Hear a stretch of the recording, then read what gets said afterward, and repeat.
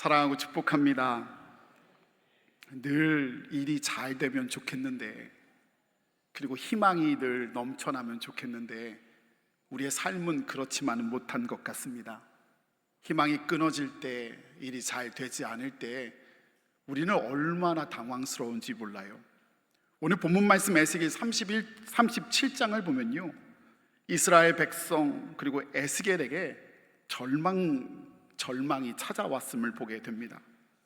바벨론에 의해 나라가 무너지고요, 많은 지도자들 그리고 특별히 다음 세대 자녀들이 적국인 바벨론으로 포로로 끌려갔습니다. 25 젊은 나이로 적국 바벨론으로 끌려온 에스겔도 민족과 개인에게 있어서 이 혹독한 상황 속에 제사장이라는 신분으로 인해 어떻게 해서든 소망과 희망을 전하려고 노력하고 애썼어요. 그런데 그의 노력과 바람과는 다르게 587년 이스라엘은 결국 바벨론에 의해 완전히 멸망당하고 하나님의 임재의 상징인 성전은 파괴되고 말았습니다. 이 소식을 앞에 나와 있는 에스겔 33장 21절처럼 전에 들었다, 적국 포로에서 전에 들었다고 말하고 있으니 지금 에스겔 그리고 이스라엘 백성에게는 한 가지 희망마저도 사라져버린 그 절망의 순간임을 알게 됩니다. 그 절망의 순간이 얼마나 심각했으면 오늘 본문 말씀인 37장에서는 이스라엘을 골짜기 가득한 마른 뼈들로 설명하고 있습니다. 모든 것이 다 썩어버렸어요. 시체도 아니고 다 말라버린 뼈만 남은 앙상하게 남겨진 마른 뼈.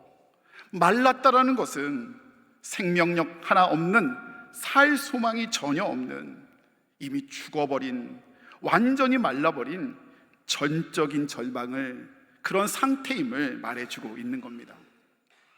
그런데요, 감사한 것은 본문은 극심한 절망으로 끝나지 않는다는 것입니다. 어떻게 그럴 수 있을까? 다 말라버린 그 순간에 어떻게 다시 희망으로 회복될 수 있었을까?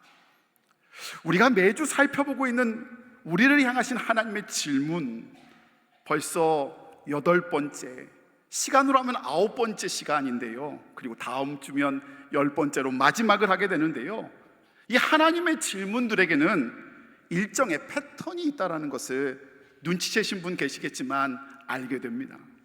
한 번 더 살펴보면요, 기억하시지요? 창세기 3장에 아담아 내가 어디 있느냐 물으신 하나님은요, 이 질문을 통해서 죄에 빠져 먼 곳으로 떨어져 버린 아담의 옳은 자리를 회복시켜 주시고요, 그리고 잃어버린, 상실해 버린 하나님의 복을 회복시켜 주심을 질문을 통해서 회복을 시작하고 계시다는 것을 알게 됩니다. 또 내 이름이 무엇이냐 질문하셨던 하나님은 그 질문을 통해서 야곱이 하나님의 자녀로서 정체성을 회복시켜 주십니다. 또 여호와의 손이 짧더냐 질문하신 하나님은요, 그 질문을 통해서 그동안 하나님이 주신 감사와 축복을 잃어버린 이스라엘 백성에게 다시금 감사와 은혜를 회복시켜 주셨습니다. 하나님의 질문에는요, 이와 같이 늘 우리를 회복시키고자 하시는 하나님의 마음이 담겨 있고요, 또 하나님이 찾아오셔서 질문하실 때는 하나님의 회복이 그때부터 시작되고 있다는 것을 우리가 깨달아 알게 됩니다. 이것이 바로 질문하시는 하나님이시요, 하나님의 질문의 패턴입니다. 오늘 본문으로 돌아와 볼까요? 오늘도요, 하나님은 절망 중에 있던 이스라엘과 에스겔을 잊지 않으셨습니다. 절망의 상황, 그들은 마른 뼈와 같았지만 하나님은 그들을 찾아오셨고 그들에게 질문하셨습니다. 절망 중에서 하나님께서 친히 회복을 시작하신 거예요. 회복을 시작하시는 하나님의 질문이 3절 말씀에 등장하는데요, 우리 3절의 말씀을 우리가 회복된다라는 고백을 가지고서 함께 읽기를 원합니다. 우리 함께 읽습니다. 그가 내게 이르시되 인자야 이 뼈들이 능히 살 수 있겠느냐. 아멘. 이 뼈들이 능히 살 수 있겠느냐. 사랑하는 성도 여러분, 이 시간에요, 여러분에게 하나님의 질문이 들려지기를 원합니다. 그리고 회복해 하시는 하나님의 마음이 고백되어지기를 원해요. 그렇다면 하나님의 회복이 여러분과 여러분의 가정에 시작되었음을 우리가 고백하며 믿기를 간절히 소원합니다. 그런데 오늘 본문 말씀을 보면요, 하나님의 회복이 단번에 이루어지지 않는다는 것을 알게 됩니다. 하나님의 회복이요, 단계를 가지고서 이루어져요. 이는 마른 뼈와 같은 절망이 그만큼 무겁다는 것을 보여주기도 하지만 역설적으로 하나님께서 단계를 가지고 우리를 세밀히 인도해 주심도 깨닫게 됩니다. 이 시간 회복의 단계를 말씀을 통해서 하나씩 살펴보므로 주님의 세밀한 손길, 능력의 하나님의 손길을 붙잡는 귀한 말씀의 시간이 되기를 소원합니다.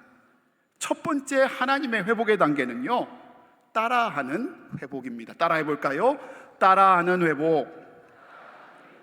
오늘 본문에는요, 대언하다라는 말씀이 계속 반복되고 있다는 것을 알게 돼요. 본문 4절에서 12절 짧은 구절인데요, 대언하다가 계속 빨간 글씨처럼 반복되어져요. 몇 번 나왔는지 세볼까요? 제가 읽어드릴게요. 4절에 먼저 너희는 이 모든 뼈에게 대언하여 이르기를, 또 7절에 이에 내가 명령을 따라 대언하니 대언할 때에, 또 9절에 또 내가 이르시되 인자야 너는 생기를 향하여 대언하라, 생기에게 대언하여 이르기를. 10절에 이에 내가 그 명령대로 대언하였더니, 12절에 그러므로 너는 대언하여 그들에게 이르기를. 다 세셨어요? 몇 번 나왔지요? 7번. 이 짧은 구절 안에 대언하다, 대언하여 그게 7번이 등장하고 있어요. 무슨 의미일까요? 하나님은 왜 하나님의 일을, 하나님의 회복을 일하시는데 그에게 대언하라고 계속 말씀하시고 계시는 걸까요? 아주 간단합니다. 에스겔은요, 제사장이지만 그 역시 절망 중에 있었던 마른 뼈 중에 하나였어요. 여러분, 절망 중에 여러분은 어떤 말씀을 여러분의 입술 가운데 뱉으신가요? 여기 앞에 있는 저 역시 목사이고 담임 목사인데도요, 실망하고 절망이 찾아오면요, 하나님의 말씀을 대언하기보다는 내 안에 한숨, 염려, 걱정, 불평, 원망이 솟구쳐 나옵니다. 감정의 말들로 가득 차 있어요. 그런데 제가 하는 불평의 언어, 원망의 언어, 두려움의 말이요, 저의 그 절망을 이겨낼 수 없음을 제가 잘 알아요. 하나님은 이것을 잘 아시고 에스겔로 하여금 절망의 언어, 불평의 언어, 두려움의 언어 대신 어떻게 해요? 대언하여, 즉 바꿔 말하면 따라 말하여 그 말씀을 하게 하신 거예요. 하나님은 절망, 불평, 원망의 말이 아니라 대언하라, 즉 하나님의 말씀을 따라하라 명령하신 거예요. 여러분은 혹 염려되시고 걱정되시는 분 계세요? 잘 몰라도 괜찮습니다. 단 모른다고 멈춰서지 마시고요, 감정의 언어에 도취되지 말고요, 먼저 대언, 하나님의 말씀을 따라하시길 원합니다. 그렇게 하나님의 말씀을 억지로 여러분의 입술에 담을 때 하나님의 말씀이 여러분 입술 가운데 하나님의 역사로 이루어질 줄 믿습니다. 제게 그런 간증이 있어요. 안산에 목회할 때 70년 동안 불자로 사시다가 70 나이에 예수님을 영접한 성도님이 계셨어요. 이분은 제가 집사님이라고 그냥 안수 주자마자 그냥 집사님 하라고 했어요. 그래도 되시는 분이에요. 원래 이 집사님은요, 이전에 독실한 불자셨답니다. 절도 지고요, 크기는 크지 않지만 작지만 암자도 지으시고요, 제가 처음 신방 갔는데 장문을 열었는데 깜짝 놀랐어요. 금부처가 그렇게 큰 게 장롱에 덕하니 앉아 있더라고요. 금부처도 있으시고요, 철마다 스님 승복도 해주실 정도로 독실한 불자셨대요. 그런데 그분이요, 주님을 영접하신 후 주님과 교회를 그 전처럼 똑같이 열심히 섬기시는 거예요. 건축 건금도 하시고요, 금부처를 녹여 뭐 만들었겠어요? 금 십자가 제가 세공 맡겨드렸어요. 디자인 다 해서 이만하게, 이게 장롱 열면 십자가 덩 나오는 거예요. 그리고요, 그분이요, 철마다 담임 목사인 제 양복도 맞춰주셨어요. 근데 신기한 건 그분이 해주신 양복은요 다 회색이에요. 이거 지금 졸다가 웃지 못하시는 분 계세요. 하루는 그분이 찾아오셔서 제게 기도하는 법을 알려달라고 말씀하셨어요. 여러분이라면 그분에게 어떻게 기도하는 법을 알려주시겠습니까? 기도의 방법, 성경에 이렇게 나왔다고, 아니면 책을 선물해 주실 수도 있을 거예요. 그런데 그 말을 듣고 그분을 위해서 기도하는데요, 제 마음 가운데 기도를 붙잡고 싶어 하시는 그분의 심령이 느껴지더라고요. 사실 그분은요 50된 아들을 먼저 앞세우면서 하나님을 믿게 되신 분이세요. 그러니 아들을 먼저 보내놓고, 즉 오늘 본문 말씀처럼 절망 가운데 숨이 쉬어지지 않아 그 모든 것을 기도로 이겨내고 싶으셨던 거예요. 그런데 우리에겐 기도문도 없고 기도 방법도 모르니 부족하지만 저를 찾아오셔서 기도 방법을 알려달라고 말씀하셨어요. 제가 이렇게 저렇게 알려드리는 게 중요하겠습니까?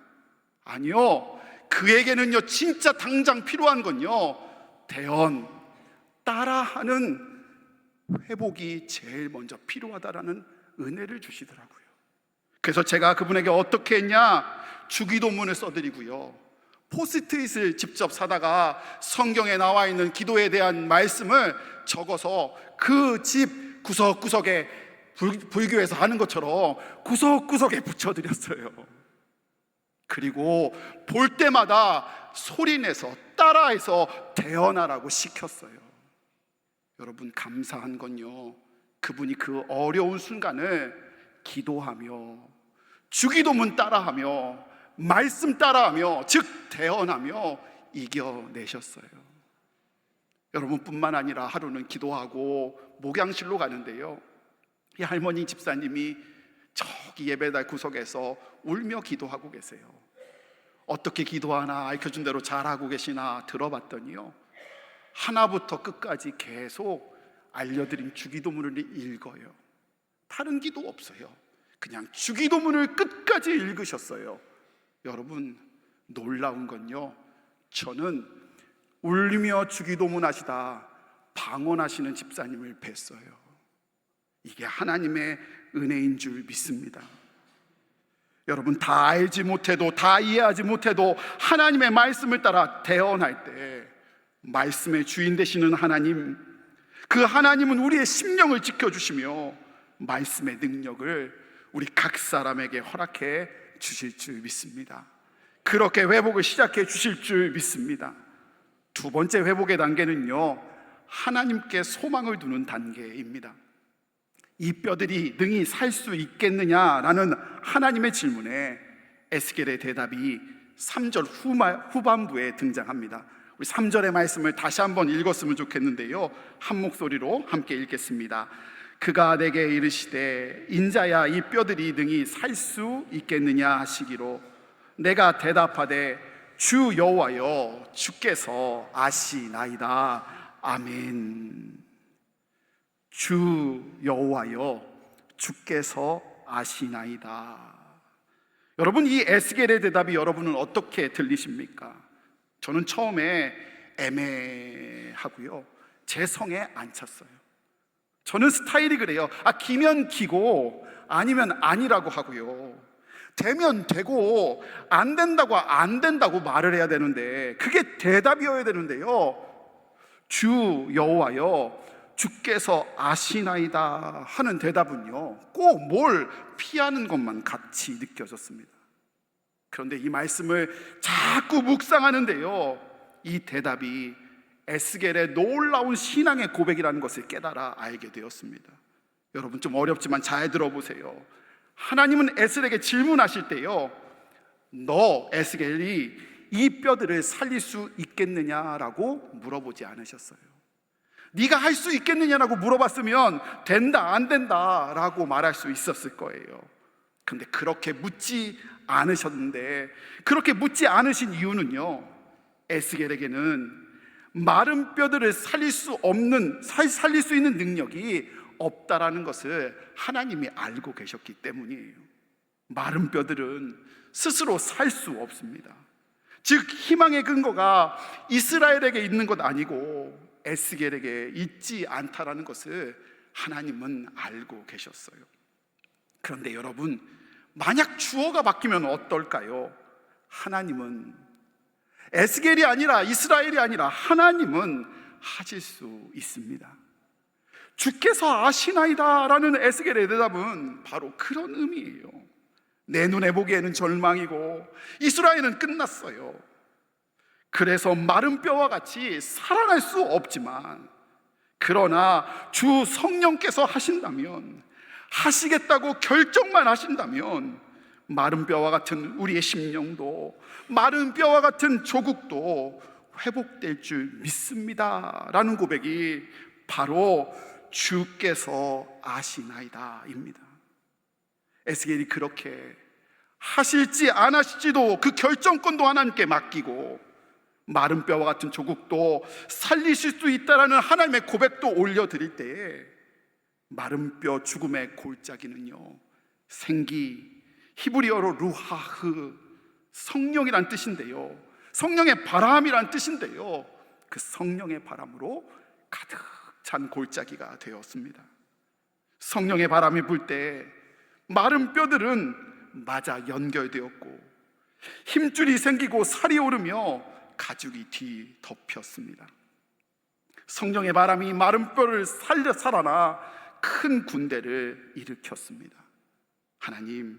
하나님께서 소망을 둘 때, 하나님께서 다 아시는, 다 결정하시는 주께서 아셔서 그 소망을 이루신 것입니다.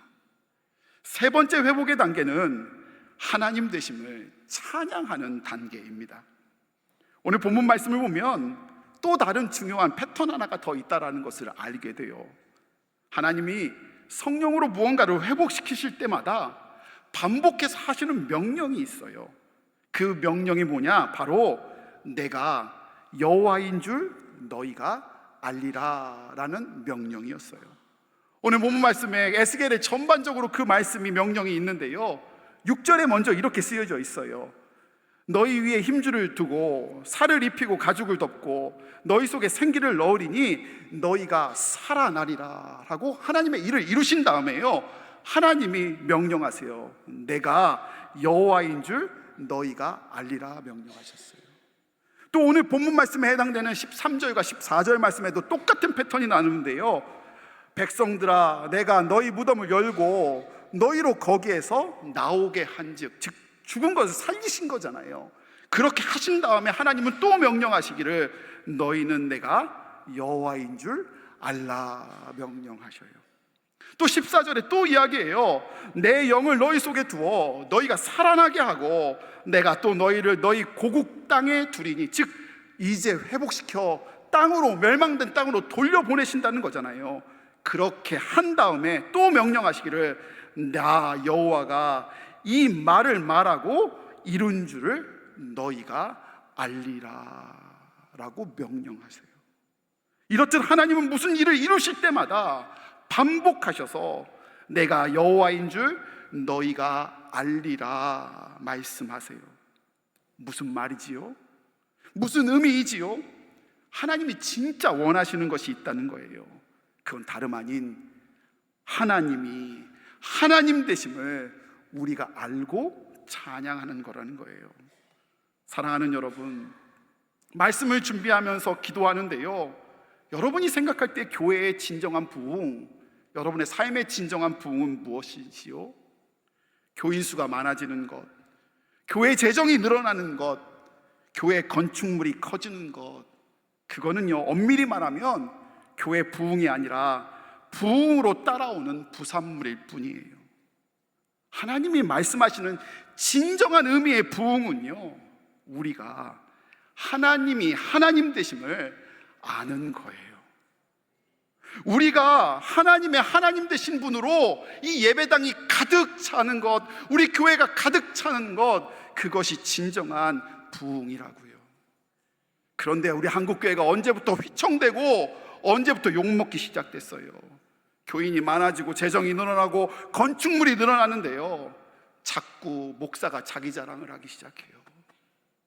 장로가 자기 했다고 자기 일을 드러내요. 그런 사람들로 가득 차는 순간순간에 교회가 손가락질하고 넘어지고 무너져가는 거예요. 내가 여호와인 줄 너희는 알리라, 반복해서 명령하시는 하나님은요, 그래서 때론 문제가 다가와도 상황이 더 악화되고 열악해져도요, 우리가 마음 모아 하나님이 하나님 되심을 고백하고 찬양할 때 더 큰 영광을 받으시며 반드시 능력으로 회복시키시는 루아의 은혜를 베푸시는 하나님 되실 줄 믿습니다. 하나님이 하나님 되십니다. 하나님이 하나님 되심을 우리 가정과 교회에 선포하게 하실 줄 믿습니다.